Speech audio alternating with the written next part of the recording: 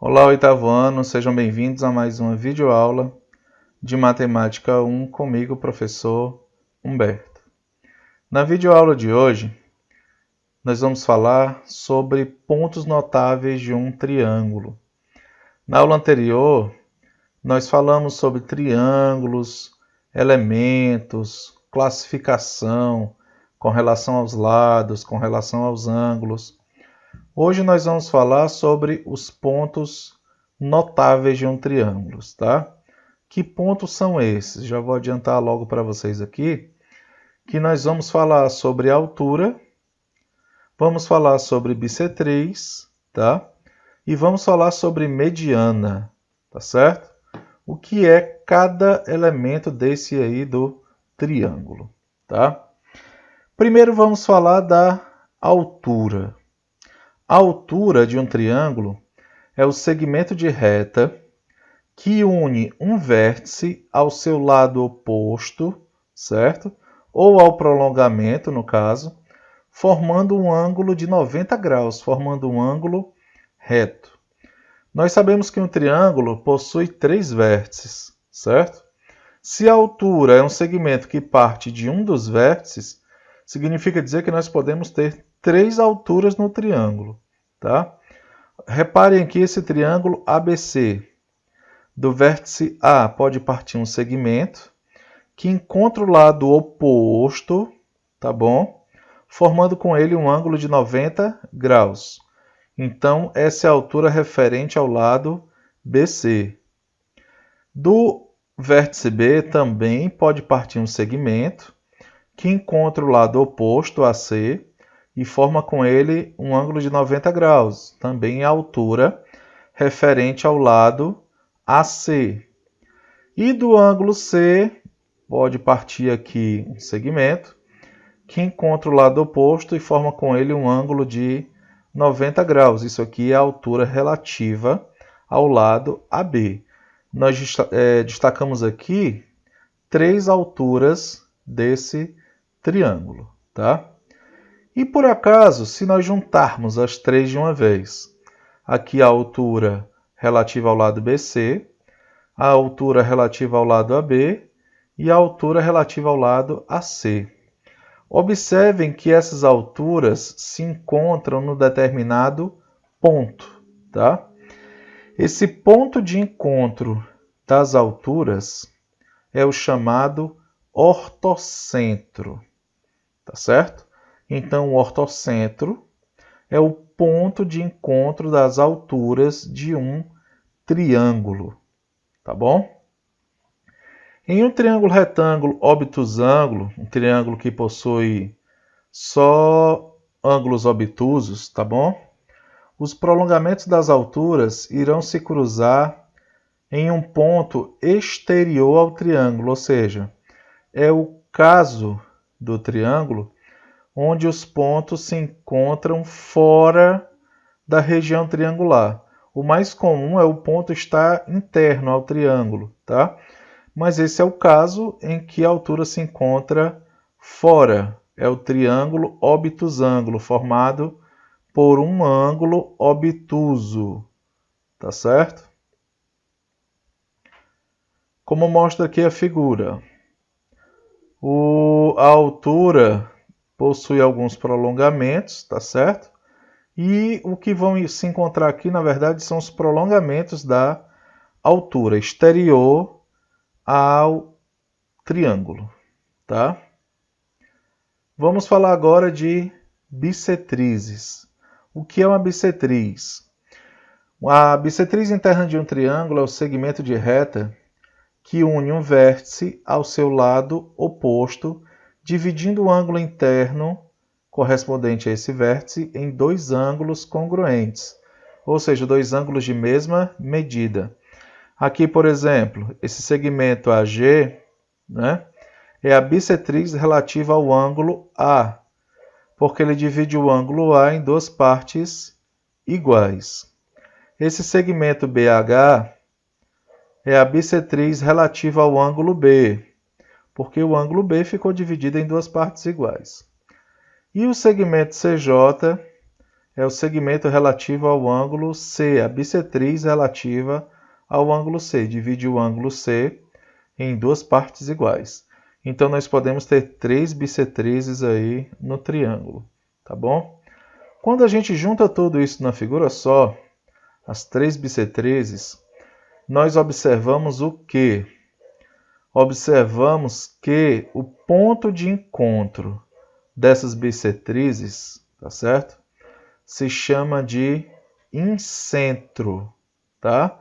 Então, ponto de encontro das bissetrizes internas de um triângulo se chamará de incentro, tá bom?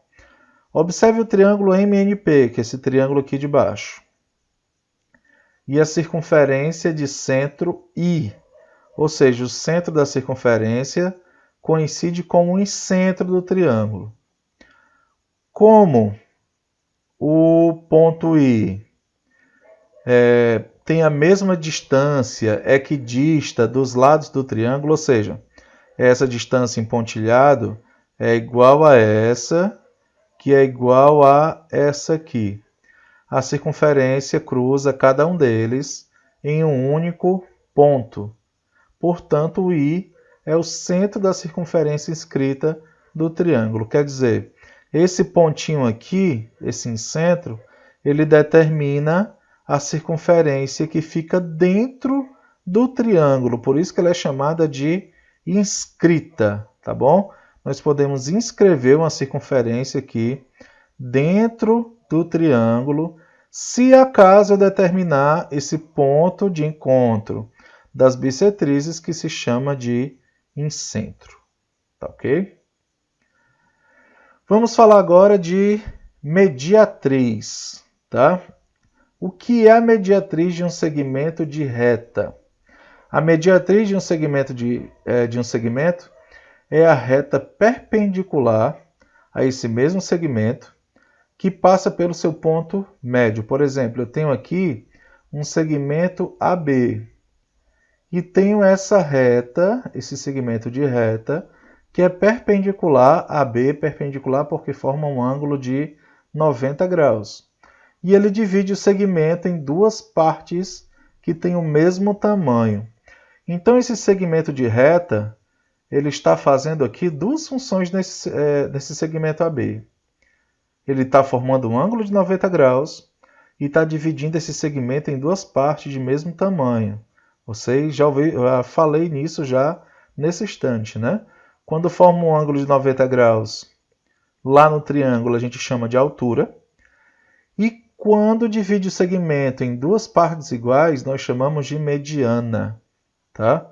Então, existe um segmento no triângulo que exerce essas duas funções ao mesmo tempo. Ele tanto forma um ângulo de 90 graus, como divide o segmento em duas partes iguais. Esse segmento no triângulo vai ser chamado de mediatriz, tá certo? Um detalhe interessante sobre a mediatriz é porque ela nem sempre coincide com o vértice.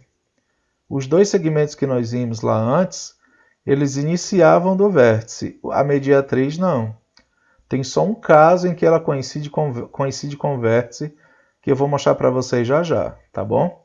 Mas olha só, esse segmento, ele dividiu o lado em duas partes iguais e formou com ele um ângulo de 90 graus. Mesmo não passando aqui pelo vértice E, ele vai ser chamado de mediatriz, tá? Aqui do mesmo jeito, ó. Esse segmento S forma um ângulo de 90 graus com o lado EG e divide o lado EG em duas partes iguais. É a mediatriz relativa ao lado EG.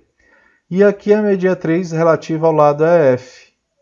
Forma um ângulo de 90 graus e divide esse lado em duas partes iguais, tá? Essas mediatrizes também se encontram e formam aí, entre elas, se encontra um determinado ponto, tá? E como é chamado ponto de encontro das mediatrizes? Ele é o chamado de circuncentro, tá bom? Então, ponto de encontro das mediatrizes, que formam um ângulo de 90 graus e divide o lado ao mesmo tempo, é o chamado circuncentro, tá bom? Através desse circuncentro, eu posso determinar a circunferência chamada de circunferência circunscrita. Lá no exemplo anterior, eu falei de circunferência inscrita. É aquela que estava dentro do triângulo, tá? E a circunferência circunscrita é aquela que, no caso, está fora do triângulo, mas passa pelos seus vértices, ó. Pelos seus 3 vértices, que no caso são M, N e P. Então a circunferência que está fora da figura, ela é chamada de circunscrita. Quando ela está dentro da figura, ela é chamada de inscrita. Tá? É bom diferenciar uma coisa da outra, certo? E nós temos aqui as medianas. A mediana de um triângulo é um segmento de reta que une um vértice do triângulo ao ponto médio do lado oposto a ele, tá certo? Então aqui, ó, partindo do vértice e encontro o lado oposto, dividindo ele em 2 partes exatamente iguais. Ela é chamada de mediana, tá? Então eu tenho a mediana relativa ao lado BC, a mediana relativa ao lado AC e a mediana relativa ao lado AB, tá bom? O ponto de encontro dessas medianas vai ser chamado baricentro do triângulo, tá bom? Então nós temos aí o baricentro do triângulo ABC. O interessante desse baricentro, tá? É porque ele é o chamado de centro de gravidade do triângulo. O que é o centro de gravidade? Se eu furar o triângulo nesse ponto, tá certo?